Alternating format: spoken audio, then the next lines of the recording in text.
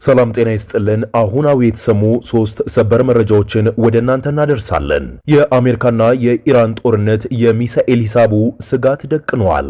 በኢራንና በአሜሪካ መካከል የተቀሰቀሰው ጦርነት አራተኛ ቀኑ ላይ ሲደርስ አሜሪካና የባህረ ሰላጤው ሀገሮቿ የኢራንን ድሮኖችና ሚሳኤሎች ለመመከት የሚጠቀሙባቸው ተከላካይ ሚሳኤሎች ኢንተርሴፕተርስ እያለቁባቸው መሆኑ ተሰምተዋል።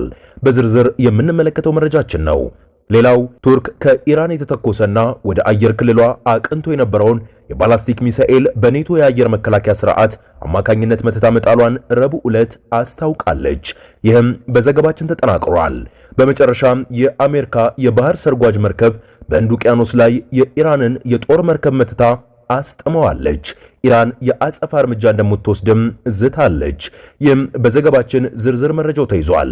እነዚህን ሶስት ሰበር መረጃዎችን በዝርዝር ወደ እናንተ የምናደርስ ይሆናል። ይህም ቪዲዮ የምትመለከቱ ሁሉ ሰላምታችን በያላችሁበት ይድረስ እያልን ለአዲስ ትሩዝ ሚዲያ አዲስ የሆናችሁ ሀገራዊና ዓለም አቀፋዊ መረጃዎችን በፍጥነት እንዲደርሳችሁ የሰብስክራይብ በተኗን እንድትጫኑ እየጋበዘን ስራችን ቀጣይነት እንዲኖረውና በጥራት ወደ እናንተ እንዲደርስ ሐሳብ አስተያየታችሁን ስለምንሻ ኮሜንት ላይ እንድታስቀምጡልን በአክብሮት እያሳሰብን ወደ መረጃው እናመራለን።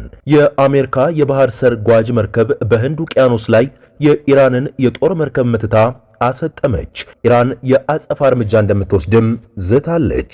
አሜሪካና እስራኤል በኢራን የጸጥታ ኃይሎችና ቁልፍ ተቋማት ላይ የሚያደርሱትን ጥቃትና የኢራን የአጸፋ እርምጃ ለአምስተኛ ቀንም ቀጥሎ ውሏል። አሜሪካ ዛሬ ያሰጠመችው የኢራን የጦር መርከብ ከሁለተኛው የዓለም ጦርነት ወዲህ በጠላት መርከብ ላይ የተሰነዘረ የመጀመሪያው የቶርፒዶ ጥቃት መሆኑን የአሜሪካ መከላከያ ሚኒስቴር ፒት ሄግሴዝ ተናግረዋል። ከሰጠመችው መርከብ የስሪላንካ የህይወት አድን ቡድን ላይ 32 ሰዎች ማትረፋቸውን አሶሺየትድ ፕሬስም ዘግበዋል። ጥቃቱን ተከትሎ ኢራን በመካከለኛው ምስራቅ የሚገኙ ወታደራዊና ኢኮኖሚያዊ መሰረተ ልማቶችን ሙሉ ለሙሉ እንደምታወድም ዝታለች።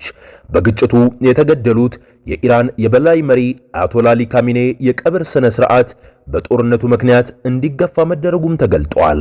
የሀገሪቱ የሃይማኖት መሪዎች ተተኪውን ለመምረጥ በዝግጅት ላይ መሆናቸውን ሲናገሩ እስራኤል ለህልውናዋ አስጊ መሪ ከተመረጠ ኢላማ ከመሆን አይተርፍም ስትልም አስጠንቅቃለች። አምስተኛ ቀን ባስቆጠረው የመካከለኛው ምስራቅ ቀውስ በአሜሪካና እስራኤል ጥምር የኃይል ጥቃት ኢራን ውስጥ የተገደሉ ሰዎች ቁጥራቸው ከ1000 በላይም ደርሷል። እስራኤል በተናጥል በሄዝቦላ ላይ ዳግም በከፈተችው ወታደራዊ ዘመቻ በሊባኖስም ከ50 በላይ ሰዎችን ልትገድል ችላለች። በአንጻሩ እስካሁን ባለው ይፋዊ መረጃ ከጦርነቱ ጋር በተያያዘ 6 የአሜሪካ ወታደሮች ሲገደሉ 11 እስራኤላውያንም ሕይወታቸውን አጥተዋል። ሌላው አነጋጋሪው መረጃ የአሜሪካና የኢራን ጦርነት የሚሳኤል ሂሳብ ስጋትን ደቅነዋል። በኢራንና በአሜሪካ መካከል የተቀሰቀሰው ጦርነት አራተኛ ቀኑን ጨርሶ ወደ አምስተኛ ቀን ላይ ሲደርስ አሜሪካና የባህረ ሰላጤው ሀገሮቿ የኢራንን ድሮኖችና ሚሳኤሎች ለመመከት የሚጠቀሙባቸው ተከላካይ ሚሳኤሎች ኢንተርሴፕተርስ እያለቁባቸው መሆኑ ተሰምቷል። ቢያንስ አንድ የባህረ ሰላጤው አጋር ሀገር የአየር መከላከያ ሚሳኤል እጥረት እያጋጠመው መሆኑንና ከአሜሪካ ተጨማሪ አቅርቦት እንዲላክለት መጠየቁም ተገልጿል። ገና ድንጋጤ ውስጥ ባንገባም መከላከያዎቹ በቶሎ ቢደርሱን ይሻላልም ብለዋል። ፕሬዚዳንት ትራምፕ ጦርነቱ ከ4 እስከ 5 ሳምንት ሊወስድ እንደሚችል ቢገምቱም አሜሪካ ግን ለረጅም ጊዜ መዋጋት አቅም እንዳላት ተናግራለች። ትራምፕ በመካከለኛው ደረጃ ያሉ የጦር መሳሪያዎች ክምችት ከመቼውም ጊዜ በላይ ከፍተኛ እንደሆነ ቢገልጹም ከፍተኛ ጥራት ያላቸው መሳሪያዎች ላይ ግን ክፍተት እንዳለም ፍንጭ ሰጥተዋል። የአሜሪካ ባለስልጣናት ያቀረቡት አሃዝ በሁለት ወገኖች መካከል ያለውን የጦር መሳሪያ የማምረት አቅም ልዩነትም ያሳያል። ኢራን በወር ከ100 በላይ ሚሳኤሎች እንደምታመርትም ይገመታል። አሜሪካ በወር ማምረት የምትችለው ከ6 እስከ 7 ተከታታይ ሚሳኤሎች ኢንተርሴፕተርስ ብቻ ነው። የአሜሪካ ማዕከላዊ እዝ ሴንትኮም ባለፉት ጥቂት ቀናት ውስጥ 2000 የሚሆኑ የኢራን ኢላማዎችን መምታቱንና ኢራንን በበኩሏ 500 ፓላስቲክ ሚሳኤሎችንና 2000 ድሮኖችን መተኮሷንም ገልጸዋል። አሜሪካ በመካከለኛው ምስራቅ የምትጠቀመው የሚሳኤል ክምችት ወደፊት ከቻይና ጋር ሊኖር ለሚችል ግጭት የተያዘውን ክምችት እንዳያመናምነውም በስጋት ታይቷል። ጥናቶች እንደሚያሳዩት ከቻይና ጋር ከፍተኛ ጦርነት ቢገጠም የአሜሪካ ክምችት በ25 ቀናት ውስጥ ሊያልቅም ይችላል ተብሏል። ትራምፕ የባይደን አስተዳደር ከፍተኛ ጥራት ያላቸውን መከላከያዎች ለዩክሬን በመስጠት አሁን ላለው ውጥረት ምክንያት መሆኑንም ወቅሰዋል። የባህረ ሰላጤው ሀገራት ባህሬን፣ ኳታር፣ ኤምሬትስ እና ሳውዲ የሚሳኤል እጥረት ካጋጠማቸው ሁሉንም የሚመጡ ጥቃቶች ከመመከት ይልቅ መርጠው አስፈላጊ የሆኑትን ብቻ የመምታት ሴሌክቲቭ ታርጌት አስገዳጅ ሁኔታ ውስጥ ሊገቡ ይችላሉም ተብሏል። የአሜሪካ የመከላከያ ኩባንያ በአሁኑ ወቅት በአስቸኳይ ትዕዛዝ ምርታቸውን እያሳደጉ ቢሆንም የወደመውን ክምችት መልሶ ለመተካት ከ1 እስከ 3 ዓመት ሊፈጅም እንደሚችል የዘርፉ ተንታኞች ይናገራሉ። ጦርነቱ እየተራዘመ ከሄደ አሜሪካ ተጨማሪ በጀት ለኮንግረሱ ማቅረቧ የማይቀርም ይመስላል።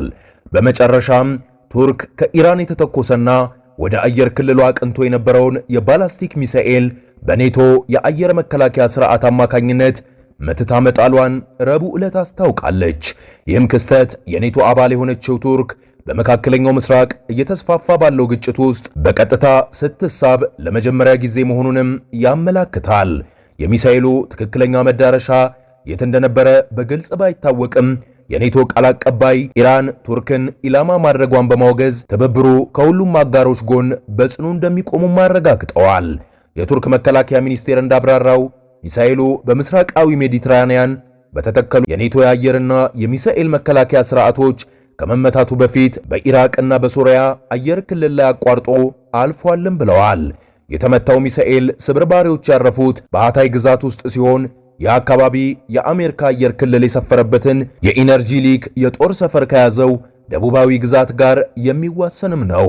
እስካሁን ድረስ በጉዳዩ ላይ ከአሜሪካ በኩል የተሰጠ ፈጣን ምላሽም የለም። በጥቃቱ ምንም አይነት የሰው ሕይወት መጥፋትም ሆነ የመቁሰል አደጋ እንዳላጋጠመው የገለጸው የቱርክ መከላከያ ሚኒስቴር ሁሉም ወገኖች በቀጠናው ውስጥ ግጭትን ከሚያባብሱ ድርጊቶች እንዲቆጠቡም አስጠንቅቀዋል።